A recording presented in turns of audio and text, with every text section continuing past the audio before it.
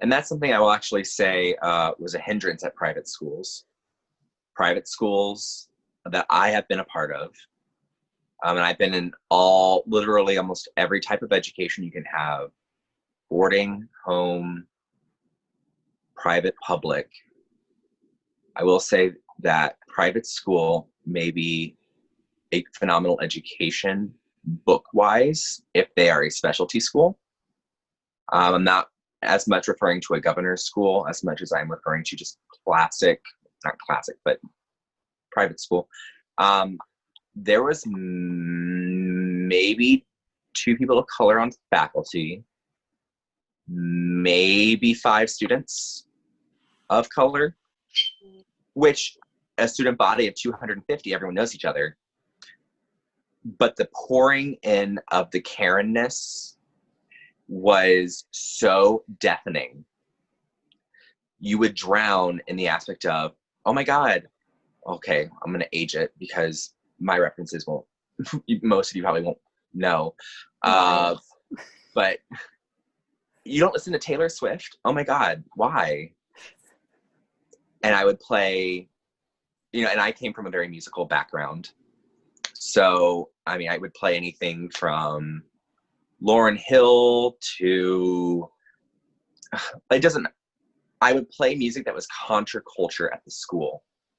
And it would be like, it was more of a ew, why versus a what's this? Mm-hmm. And I think a lot of that, I want to say, and I hope that this is going to be right. If we look back at the generations that have been when schools started to be integrated, right? It's been about 50-ish years, give or take, right? I'm hoping within the next 10 years, hopefully most of those teachers that started off, and not saying that they all were, but they taught our parents, and then our parents taught us.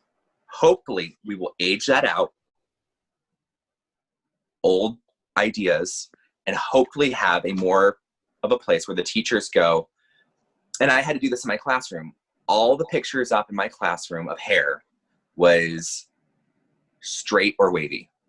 There's no curls, no coiled hair. I had to go online and print off my own pictures of people who were Middle Eastern descent, Asian descent, African descent, and put them on the wall so that a student can walk in and go, that's me. So that when you go to a classroom, you can sit there and with a book, and you have a book not just by Mark Twain, but you have music not just by Stephen Sondheim or Beethoven. Granted, these are staples, but what else is it? There are more than just one standard of staple, one standard of education. We talk about mythology, we talk about religion. We're so quick to talk about Aesop's fables, but not the Anansi boys. Yeah, it goes back to education. I learned about world history when I was overseas. Mm-hmm. I was raised in England. Mm-hmm. So I learned about that there. But when I came to the US, it was only US history. Yep. I learned almost nothing about Asia. Yeah. Why? So I will say this. And in my education, I went from like pre-K to 3rd in public school, and then I repeated the 3rd grade when I went to my private school. It was a college preparatory private school, and it was the curriculum was you learn the same thing every year, but you just add on to it, like it just goes into detail. Mm-hmm. And so I learned a lot. So a lot of it was like repeat, but it was just reinforcing that knowledge. And I can agree to that. Did not learn about other countries, really, in public school. In private school, we had ancient world history, which started in Mesopotamia and then just went up to Europe. And it went from ancient world history to Western history very quickly. We did learn about like the Mayans, the Incas, and the Aztecs, and we learned nothing about Asia. Nothing about Canada or Australia or Africa. It went from the Middle East to Europe to North America, south of Canada, and then the 3 empires that were there before. Didn't really learn a whole lot about the Native Americans. But that was a curriculum, and I'm thankful that I did get the education that I did have, because I don't know if that kind of education is in public schools or not. Like, I don't know what kind of history a lot of public schools have.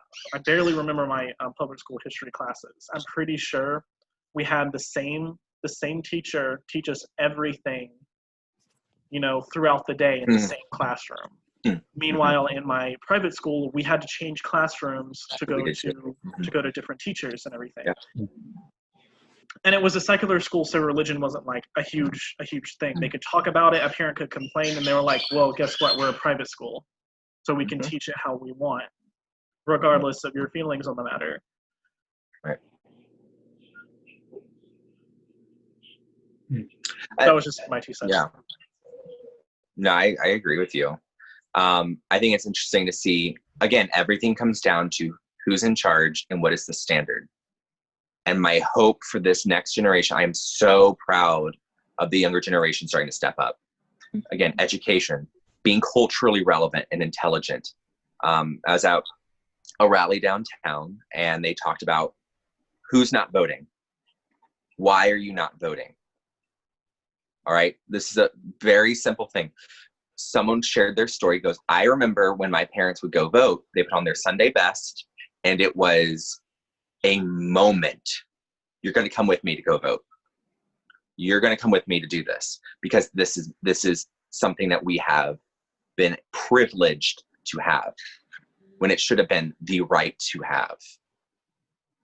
And so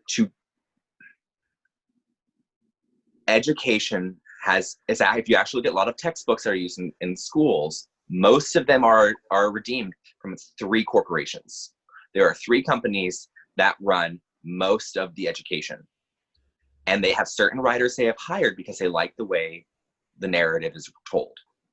And so talking about being overseas, you get a very different narrative of history of the world, of how education works, recognizing the people. Yes, they should always be people who have succeeded in excellence and contributed to society.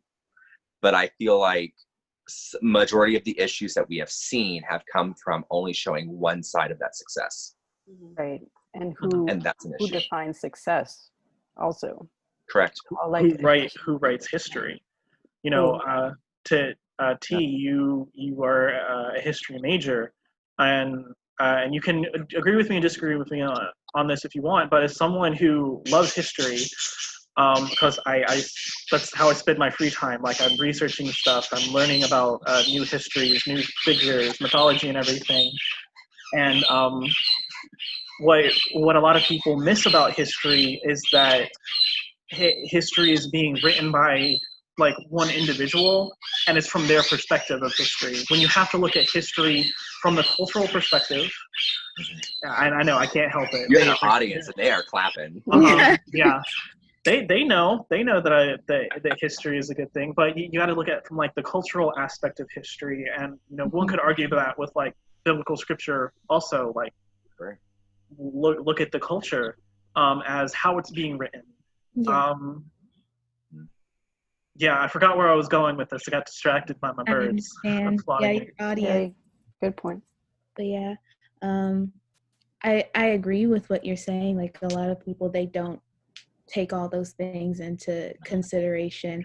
They apply, I guess, their own bias to what should be researched as objectively as possible. I should do like promos for the history department, but that'd be great. You should. Yeah. That's something that they well, Liberty, as you can guess, the curriculum is very like Eurocentric, so it's like American history and European history. They do try to have those different cultural classes if they can, but a lot of times they can't really I don't know if enough students are signing up for those classes when they offer them residentially. So they end up having to either move them online or have like smaller, or not have them every year. But anyway, they offer like Islamic world history, the history of Africa, all that fun stuff. Anyway, when I was in Capstone, what we learned about like how we should go about in our walks, like how we should tackle history. Oh, that's what I was gonna say. Even though they're very Eurocentric, they argue with the tools with for how you should go about studying history for anything you want. So I could go study East Asian history now and feel confident that I could find out what I need to find out. Anyway, they made a point of making sure that you are understanding the context of what you're researching, so that you're not applying your own bias. Now, it is almost, if you are a human being with thoughts and emotion, it is almost impossible for you to not inject some bias in something. It's just one of those things that just might end up happening. But for the most part, when you research, you want to be objective. You want to see. Oh, this kind of goes into today with the statues and stuff. I think it's human nature to put people on pedestals, but with that, you're kind of not considering them as a human. You're considering them as something as beyond human. Yes. A lot of people, when I get a lot of pushback for removing the statues, they talk about, well, how are we going to learn history now? Well, I don't think you necessarily can learn history from a statue. It's human nature to take these big, wonderful qualities and cut them into stone. But so if you look at a statue, let's take General Lee for example. He's a hot button topic. Let's take him for example. Seeing him on his horse, stately, handsome. What would you think? What would you know about him other than that he's a Confederate general? Right. Not much. So you have to look into that like yourself. And once you research, then you can start knowing the good and the bad. So yeah, it's one of those things. You, a human, are judging another human who lived in a completely different time as you, completely different morals, and it's usually sticky when you try to do that. Well, A circle. So I love that you brought up General Lee, because you're right. He is a hot button topic, because he is almost always put on a higher pedestal than any of the other Confederate generals and any of the other Confederates. Stonewall Jackson, those two. Mm-hmm. Yeah. Like I grew up in the South. I grew up knowing these names. So for me, it was a cultural thing. And for the longest time, I didn't quite understand like what the Civil War was. And I didn't really know this either. But in the South, they teach it differently in schools than they teach it anywhere else. The War of Northern Aggression is sometimes what it's called in the South. And I actually didn't know that until recently, because I've been doing a lot of research recently on the Civil War and everything.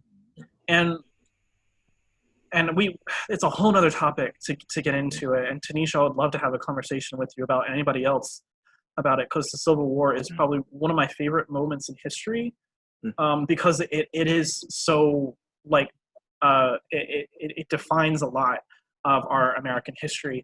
But for General Lee, most historians look at him as a very ambiguous figure in history, especially when it comes to his views on the topic of slavery.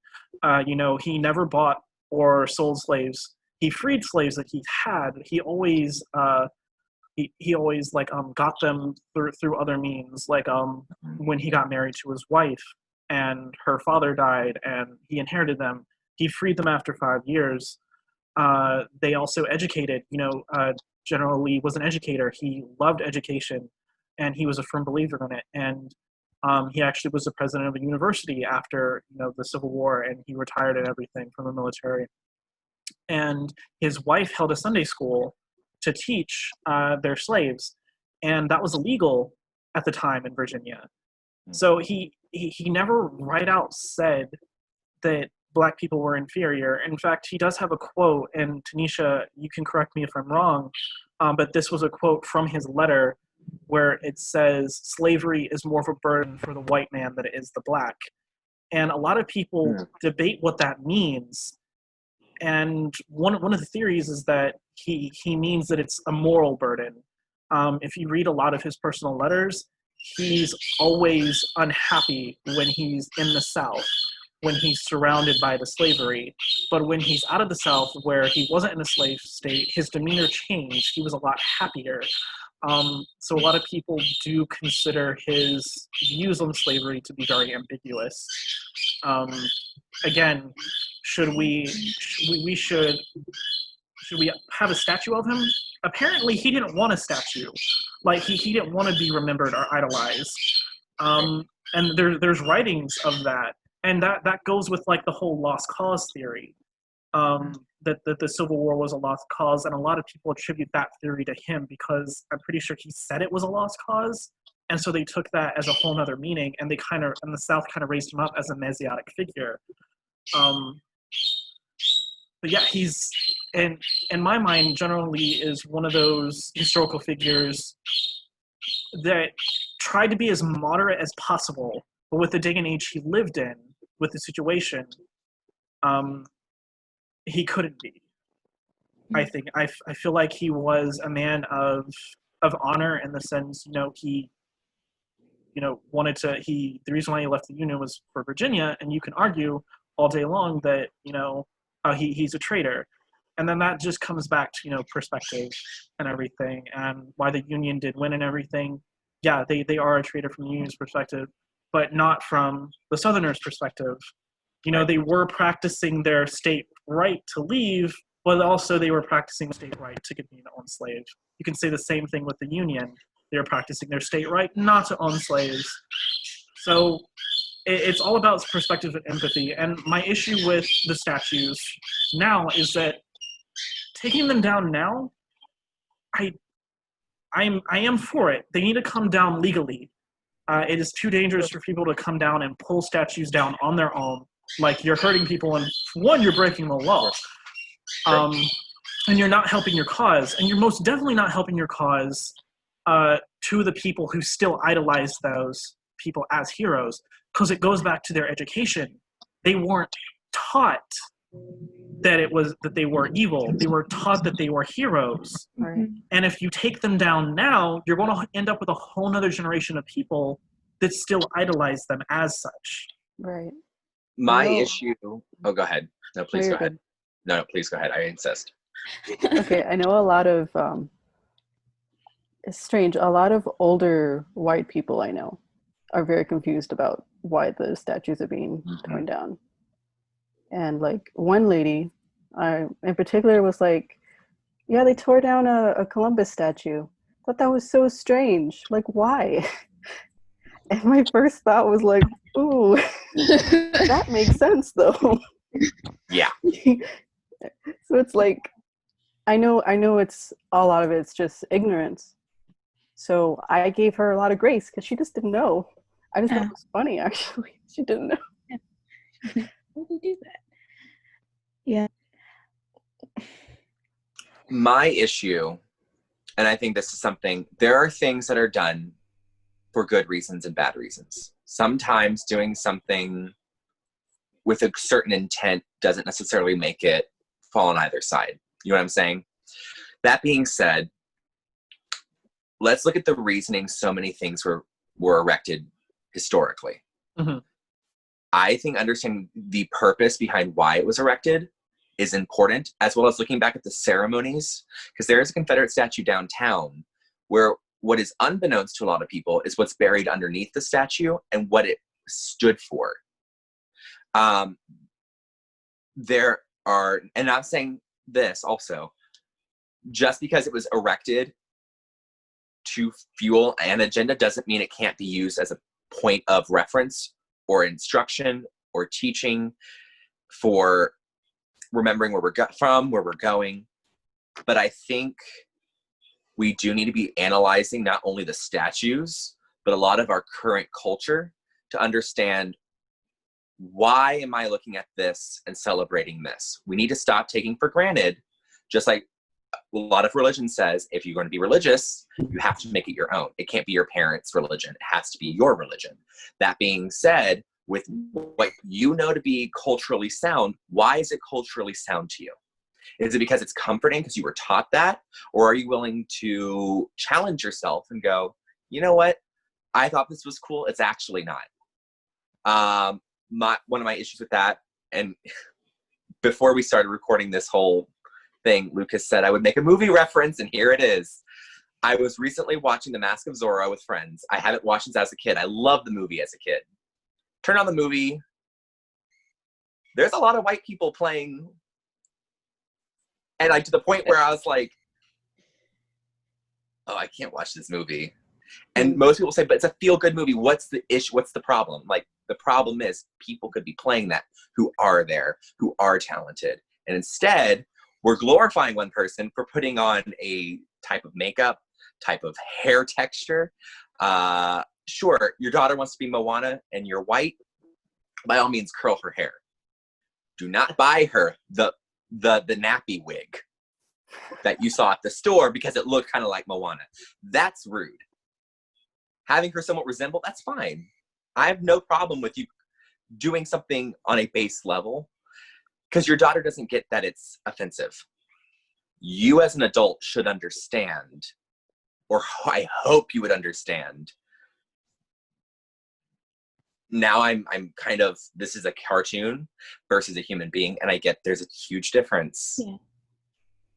But then we're getting into characterization of people and people groups. And stereotypes. And stereotypes. Oh, that The actually, gay best friend, you know. that's what I did thug. my last video on, actually, was stereotypes. It's a whole button for me. I could tell you guys so much. I could tell you guys so much about character design since I'm studying. I'm self-taught in animation. So I'm learning literally character design is so stereotypical. It's all based on like relative shapes. If you're a circle, you're friendly. If you're a square, you're stable. If you're a triangle, you're dangerous. It's like those basic things. Shaq. Hold on. Pause. You said if you're a triangle, you're dangerous, and I immediately thought of Phineas and Ferb. That's great. Yes. Yes. I was like, which one's the triangle? Wait a minute. It's used everywhere. Gravity Falls. The villain is a triangle. The characters are circular. The questioning characters are square-based. Tim Burton does the same thing with belt buckles. All buttons in his movies, go back to Edward Scissorhands. Edward is wearing all circular things. All the people in the town are wearing squares. It's edges versus smoothness. Yeah. So yeah, it's very stereotypical and just stuff like that. So sharpness is dangerous. Yeah. Okay. Smoothness is calming. Yeah. Wow. All right. So the notes I took were extensive, but T's original topic was empathy, and then it went from, different experience to Shaq saying, be the friend that you wanted, when your time was hard, to, I can't remember who said it, but like being Black and being American, like a lot of people separate the two. Remember, Peter, what you said, remember culture and where it comes from and what it stands for. And then it went into education and everything like that. Any follow-ups before we move on to the next point and the next topic? I just need to be muted. I talk too much. No, you're good. You explain yourself very well. Yes. Very nice. Very articulate. That's the word. I just want to say about the statues before we move on. Just one more thing. I kind of look at it like a staircase made of like rotten wood. So if you're building a staircase with like rotten wood, of course you're gonna fall through even when you want to advance. And I think where it got so messy after the Civil War was the whole period of Reconstruction, and then I think we just never regained our footing. So that was my thought. Now, my boy W.E.B. Du Bois released a paper, and he was like, where there was some good that came out of Reconstruction, but at the same time, I think it really was a period of rotting wood that was given to the country, and then we've tried to build since then. Oh, and something I want to bring up, I've been talking to some of my white friends when they're trying to just grapple with whatever's going on right now. We have, I don't want to undercut it, we have come a super long way in a short amount of time.